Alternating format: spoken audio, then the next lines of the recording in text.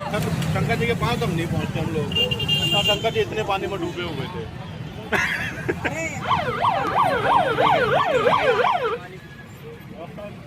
बागनाथ में पानी घुस गया, मंदिर है बागनाथ में पानी घुस गया। बाकी सब में जहाँ भी जो गाड़ी की रोड थी वहाँ पानी चल रहा है, गाड़ियाँ सब साइड में।